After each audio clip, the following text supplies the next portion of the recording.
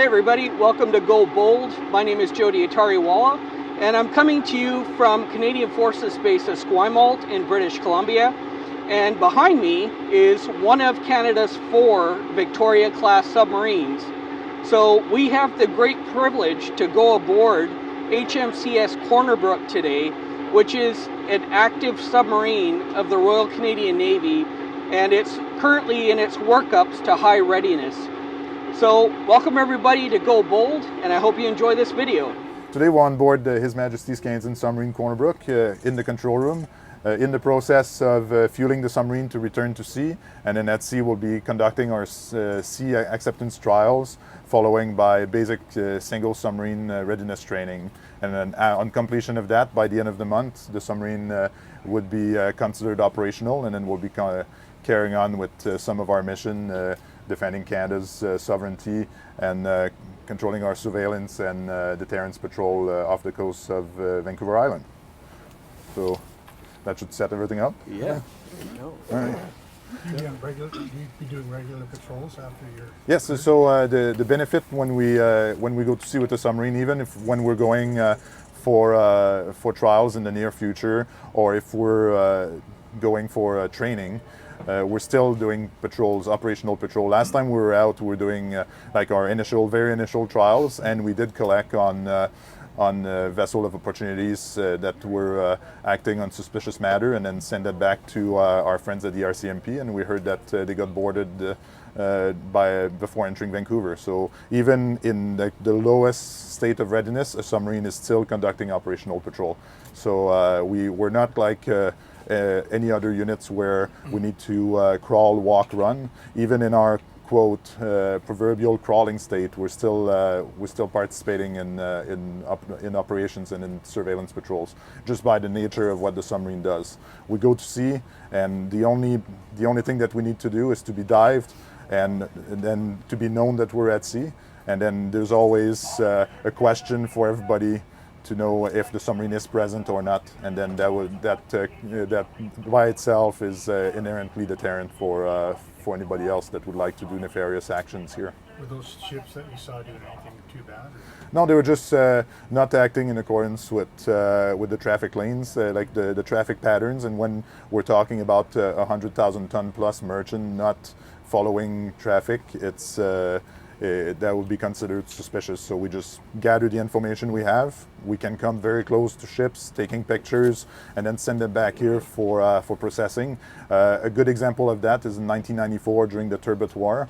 The picture that Canada used to tell Spain that we were watching was a picture from an Oberon class submarine, and I think the Sun had the title "Canada to Spain, we are watching you," and that was from Periscope. So it has its value even at the lowest level of readiness. We're not doing we're not employed in crisis or in wartime, but taking a picture of a ship and having the ability for the government to go to another agency or to another government to say, "Hey, here's the proof. You didn't know we were there, but HMCS Corner Brook, HMCS Windsor on the East Coast was there and took that picture." So that's like at any level of readiness, and that's the basic thing. That's our bread and butter, like coming close to ships and taking pictures. This ship hasn't been in service for 14 years due to repairs. What was your job in that time? Like, are you new to the? No, I was the commanding officer of HMCS Victoria. So that during the time, the 14 years that ship was in service, we've had 3 other submarines being employed in Canada. HMCS Windsor on the East Coast, part of the Atlantic Fleet, and then we had HMCS Chicoutimi and HMCS Victoria here based off of Victoria.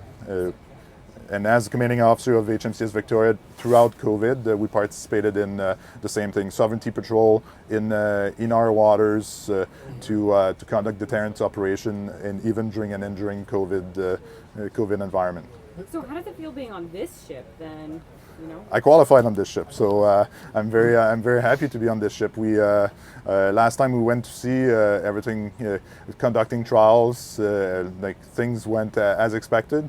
And we remained at sea, dived the submarine, and came back, and everything showed that that was a good investment to have this submarine back in service. Commander Isabel, what does it take now that you're back at sea to get to a high readiness level? Like, what is the path to get there? So initially we do trials, and the trials are sea acceptance. So we do maintenance, we do upgrades, and part of the refit that HMCS Corner Brook did was to get like a lot, like several upgrades. And part of those capability improvements were a new modular mast, the new BQQ-10 sonar, which is the same as what the Americans are using on their submarine, and various other improvements that are like in various level of confidentiality. And then we do our harbor acceptance trials, proceed to sea acceptance trials, conduct the basic single submarine readiness training, the one that we'll do in the next couple of weeks. Following that, more trials to get the submarine to what we call weapons capable, so able to fully employ the weapons not only in self-defense but in full offensive postures if need be. So getting the submarine ready to go to war if we are called to do so, which nobody wants to, but we need to prepare. Mm-hmm. And then after that we have intermediate readiness training, which is a higher level prepping for crisis environment where we have different assets like Allied or Canadian participating in like being the opposing force, and then we need to like employ the submarine in a covert manner in order to achieve various objectives. And then if something were to happen and we were to get ready to go to war, then we have advanced readiness training, which is like very specific to the mission the submarine will be called to do, and it's like full on warfare. And during that time, those are all at sea readiness periods. And during that time, there's various simulator period as well. So we have some simulators here on this coast and some operational simulators in Halifax. So we need to go back and forth, and that's a testament to the fact that the Canadian Submarine Force is bi-coastal, having units both in Halifax and here in Victoria. Right. I think a lot of people have been under the impression we didn't have submarines operating, but there's 3 operating right now. No, right now Windsor is finishing its cycle, yeah, and Corner Brook is starting its own. Okay. But in the question I was asking is in the span of Corner Brook's extended docking work period, yeah, we had 3 submarines operating in various states. So okay, out of 4, if we look statistically speaking, it's a feat. It's a significant feat of strength to have 50%, let alone potentially 75% of the submarine force employed at once. And in 2017, 2018, we had both HMCS Corner Brook, both HMCS Chicoutimi and HMCS Windsor deployed overseas concurrently. Chicoutimi was deployed in 17 in Japan, and Windsor was deployed in the Mediterranean Sea in 2018. And I was the executive officer on the Windsor when that happened. 2 on one coast, 2 on the other? Right now we have 3 on this coast, 1 on the other coast. Yeah. How many members are in this crew? 48 crew members, and then we have the possibility for another 11 trainees or 11 extra people on board, and those may be, as I just said, trainees if we do various level of readiness patrols.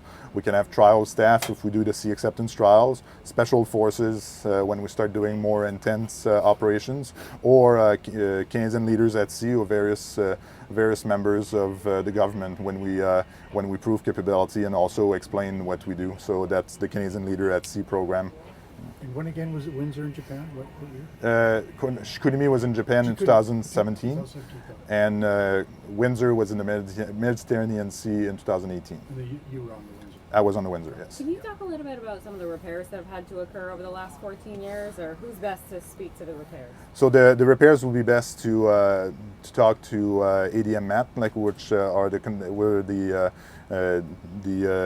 government of Canada's responsible party with. So you can't speak. I can speak from a high level. I can speak the high level in the fact that the initial part was for the repairs that happened following the collision, and that was as it was brought up a few years back.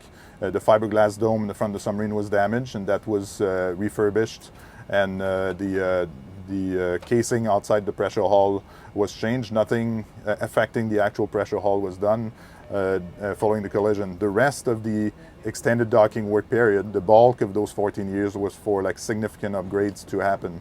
And we're looking at a 40-year-old platform getting upgraded in order to be like one of the most relevant strategic asset in the Canadian arsenal for the 21st century. So we take a submarine that was built in the late 80s, early 90s, and we fit capabilities from the current, like from the present and the 21st century. So being the sonar, being our communications mast, some upgrades to the capabilities linked to the periscopes, some abilities on autopilot and auto trimming on board. Like that's all capabilities that were done over the last 14 years with the submarine in extended docking work period. So repairs is a very small part of this.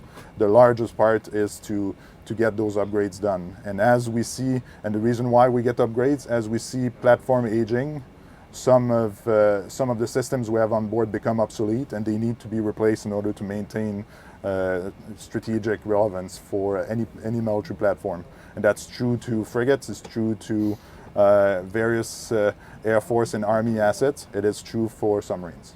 Can you tell us a little bit about like what the day-to-day is like, the fun stuff aboard here, and things that maybe people in the community might be curious to know is happening behind the scenes but don't necessarily get to see it? I think, well, everything is fun when you're a captain. I think those would be a question to ask the XO and the chief electrician. Like my job on board, if everybody, if it's like a mundane day to day, is I'm here on call, waiting to return periscope depth and waiting to assist the officers, the watch, and the other members of the crew. When the executive officer is on watch here in the control room 12 hours a day, and the chief electrician is also in the control room as well, on watch on the panel here for 8 hours a day. So those would be the best question to ask for these two members here. I guess you get pretty used to small quarters and knowing where to go and where to be. And Absolutely. making use of the space. Yes. Yeah. You want to talk about your life at sea? All right, so life at sea it's honestly the best job I've ever had. So as the captain was saying, he is on call 24/7, so he needs to be able to respond to any emergency, any evolution that happens at any time of the day.